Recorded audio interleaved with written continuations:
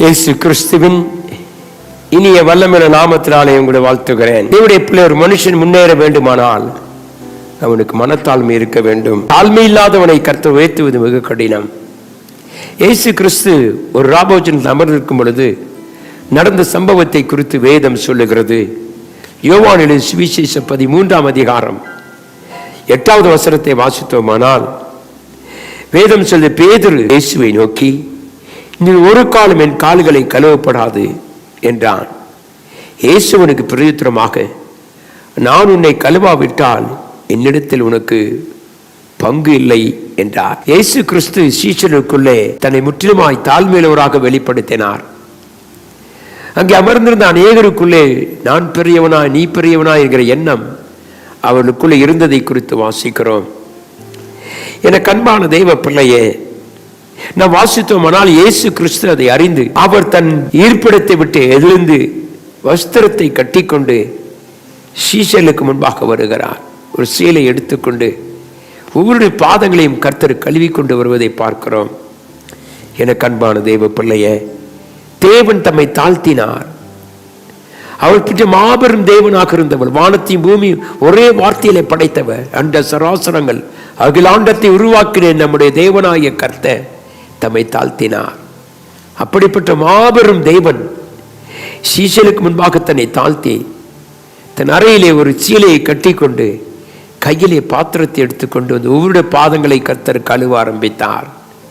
எனக்கு அன்பான தேவ பிள்ளையே, நீ தேவனால் கழுவப்பட்டாலே ஒழிய நீ தேவனுடைய சீஷனாக இருக்க முடியாது, தேவனை பின்பற்ற முடியாது என்று வேதம் சொல்லுகிறது. இந்த காலையில் சொல்லுவோம், ஆண்டவரே, பேதுருவிடத்தில் வந்த பொழுது பேதுரு சொன்னான், ஆண்டவரே, நீர் என் கால்களை கழுவலாமா? நீர் எவ்வளவு பெரியவர், நீர் மாபெரும் தேவன் அல்லவா, அற்புத அடையாளங்களையும் அதிசயங்களையும் செய்த தேவன், நீர் என் பாதங்களை கழுவக்கூடாது. ஆண்டவர் சொன்னார், நான் உன்னை கழுவாவிட்டால் என்னிடத்தில் பங்கில்லை. அருமையான தேவப்பிள்ளை, கர்த்தர் உன்னை கழுவாவிட்டால் நீ நான் தேவனுடைய சீஷனாக இருக்க முடியாது. தேவன் நம்முடைய பாவங்கள் அற நம்மை கழுவி, நம்முடைய குற்றங்கள் அற நம்மை கழுவி, நம்மை சுத்தப்படுத்தி இயேசுவின் இரத்தத்தினாலே நம்மை நீதிமானாய் மாற்றி வைத்திருக்கிறார். என கண்பான தெய்வ பிள்ளையே, நம்முடைய வாழ்க்கையிலே தாழ்மை இருக்கிறதா? உண்மையாகவே தாழ்ந்த குணம் நமக்குள் இருக்கிறதா? மனத்தாழ்மை இருக்கிறதா? கர்த்தாவே, நாங்கள் தாழ்ந்து போய் ஆண்டவரே நீரே பெரியவராக இருக்க வேண்டும். யோவான் சொல்லுகிறார், நான் சிறுகவும் நீர் பெருகவும் வேண்டும். அவருடைய நோக்கம் அதுதான், அவருடைய சிந்தனை அதுதான், அவருடைய எதிர்பார்ப்பதுதான். ஆண்டவரே, நான் பெரியவர் அல்ல, நீ பெரியவர், நான் சிறுக வேண்டும், நீர் பெருக வேண்டும்.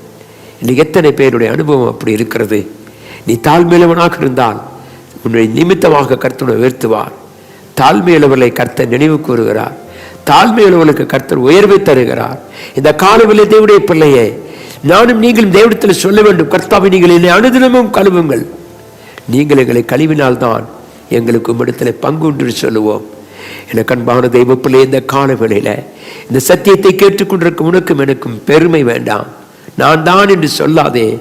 தேவன் ஒருவரே பெரியவர், அவரால் ஆகாத ஒன்றுமில்லை. அவரை முழுவதுமாய் சார்ந்து கொள். நீ தாழ்மையாக இருக்கட்டும், அநேகருடைய கேவலமாக நினைக்கட்டும், பேசிட்டும் பயப்படாதே. உன்னை நினைவுக்கு ஒரு தேவன் சொல்லுகிறார், நான் உன்னை உயர்த்துவேன். தாழ்மையுள்ளவனுக்கு கர்த்தர் அன்பாகவே இருக்கிறார், பெருமையுள்ளவனுக்கு கர்த்தர் எதிர்த்து நிற்கிறார். தாழ்மையுள்ளவனுக்கு கிருபை அளிக்கிறவர். அப்படிப்பட்ட தேவனை அறிந்திருக்கிற நீ தாழ்மையாக இரு, எல்லாவற்றும் தாழ்மையாய் அமைதியாயிரு. அவருடைய உயர்த்துவார். ஏற்ற காலத்தில் உயர்த்தும்படிக்கு அவருடைய பலத்த கருத்துக்குள் அடங்கிருங்கள்.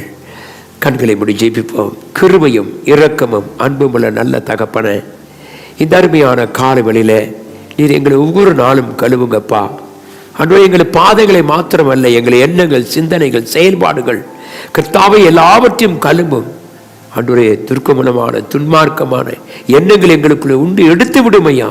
நம்முடைய இரத்தத்தால் எங்களை கழுவும். எங்களுக்கு ஒரு புது வாழ்வை தாங்க.